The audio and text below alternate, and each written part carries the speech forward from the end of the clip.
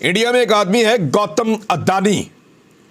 इसकी जो net worth है ना, जो पैसा इसके पास है, पाकिस्तान के कौमी खजाने के अंदर जो पैसा पड़ा हुआ है ना, वो 5.6 अरब डॉलर लगा लें आप, बहुत ज़्यादा, मैं बढ़ा के बता रहा हूँ आपको। 5.6 अरब डॉलर पाकिस्तान के कौमी खजाने में पड़ा हुआ है ज़र मुबादला के ज़खायर में, और 150 अरब डॉलर का ये अकेला बंदा मालिक है। कहाँ मुकाबला करेंगे हम? तो असल तस्वीर इस वक्त यह है कि पाकिस्तान के पास ना तो पैसा इस वक्त मौजूद है, ना 3 हफ्ते से ऊपर का रिजर्व मौजूद है। ये इंडिया है, उनके इंडिविजुअल्स के पास जितना पैसा है, हमारे स्टेट बैंक के पास उतना पैसा नहीं है। मैं अभी टॉप 10 की बात कर रहा हूं, उनका 10वें 15वें नंबर का बंदा भी जो है ना, वो पाकिस्तान के स्टेट बैंक से ज्यादा अमीर है। पाकिस्तान के पास डॉलर्स मजीद कम हो गए हैं और कहा यह जा रहा है 4.5 बिलियन डॉलर जो है वो बस इनके पास बचा है। मुल्क डिफॉल्ट होने वाला है, जब मैंने कहा था तो किसी को भी समझ नहीं आई। और अब ये आर्मी चीफ जब सऊदी अरब गए हैं तो तमाम हुक्मरान जो हैं वो राल टपका रहे हैं कि शायद सऊदी अरब से कुछ पैसे लेकर आ जाएंगे। बिजली देने में मुश्किल है, मार्केट्स बंद हो रही हैं 8 बजे, बाकी इस किस्म की जो बातें चल रही हैं आई एम श्योर आपको पता होगी। तो ये मुल्क कैसे चलाएंगे, क्या डिफॉल्ट होने जा रहे हैं? और हम 1-2 अरब डॉलर दुनिया से जाकर मांग रहे हैं।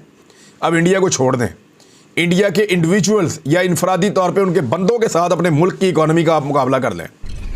जय हिंद दोस्तों, very warm welcome to Hindustan special channel. जैसा कि दोस्तों आपने क्लिप में देखा, पाकिस्तानी मीडिया ये चर्चा कर रहा है कि हम भारत से हर वक्त कंपेयर करने की कोशिश करते हैं, लेकिन आज भारत का सिर्फ एक बिजनेसमैन की संपत्ति हमारे पूरे पाकिस्तान के फॉरेन एक्सचेंज रिजर्व से कहीं ज्यादा है। पाकिस्तान भारत के अरबपतियों को देख काफी हैरान परेशान है। दूसरी तरफ पाकिस्तान के फॉरेन एक्सचेंज रिजर्व अब 4 मिलियन से भी कम के रह गए हैं। पाकिस्तान दिवालिया होने के बिल्कुल करीब है और पाकिस्तान की कोई भी देश मदद करने को तैयार नहीं है। दरअसल पाकिस्तान आज अपनी गलत नीतियों की वजह से ही इस हाल में है। पाकिस्तान ने तरक्की की राह को ना चुनकर आतंकवाद को बढ़ावा देने का रास्ता चुना और यही पाकिस्तान की पॉलिसी उसे ले डूबी। आज पाकिस्तान दूसरे देशों से मदद के लिए गुहार लगा रहा है और कभी IMF तो कभी सऊदी अरेबिया से मदद की उम्मीद कर रहा है। अब इंडिया को छोड़ दें, इंडिया के इंडिविजुअल्स या इनफरादी तौर पे उनके बंदों के साथ अपने मुल्क की इकोनॉमी का आप मुकाबला कर लें। इंडिया में एक आदमी है गौतम अदानी। इसकी जो नेट वर्थ है ना, जो पैसा इसके पास है, पाकिस्तान के कौमी खजाने के अंदर जो पैसा पड़ा हुआ है ना, वो 5.6 अरब डॉलर लगा लें आप, बहुत ज़्यादा, मैं बढ़ा के बता रहा हूँ आपको।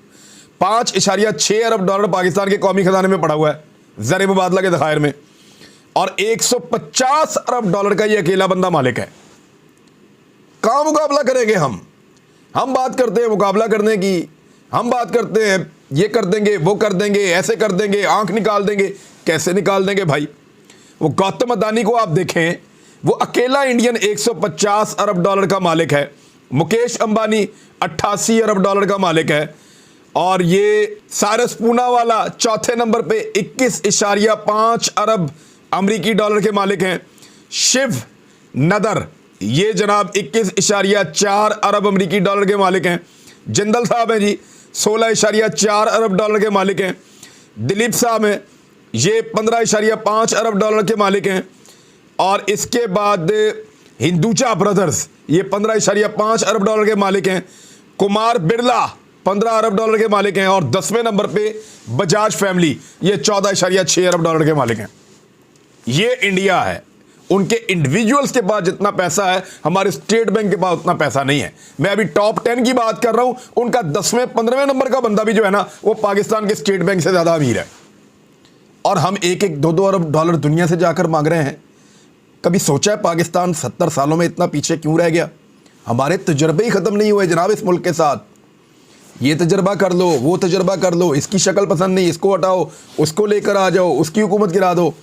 2 दफ़ा बेनज़ीर की हुकूमत गिराई, 2 दफ़ा नवाज शरीफ की हुकूमत गिराई, और दोनों को एक दूसरे के खिलाफ इस्तेमाल किया। की एक्सपेक्टेशंस डार्ट साहब से थी, जिन जादू की छड़ी और उसके इक़दामात की एक्सपेक्टेशंस डार्ट साहब से थी, वो कर नहीं सके। उन्होंने कहा था कि वो बहुत सारी चीजों को तब्दील कर देंगे और हालात को यकसू बेहतर कर देंगे, लेकिन अगर मेरा ख्याल है हालात बेहतर हुए होते तो इस वक्त जेनेवा में शहबाज शरीफ साहब को डोनर्स कॉन्फ्रेंस के लिए नहीं जाना पड़ता और उनको वहां पर अपने दीगर ममालिक से, खासतौर पर जो यूरोपीय ममालिक हैं उनसे इमदाद की बात नहीं करनी पड़ती। वजूहात इसकी जो भी हों, लेकिन आपको खुद भी पता है कि आर्मी चीफ सऊदी अरब और यूएई के दौरे पर गए हैं और यकीनन वहां पर भी माशी हवाले से कुछ ना कुछ मदद पसे पर्दा जरूर मांगी जाएगी।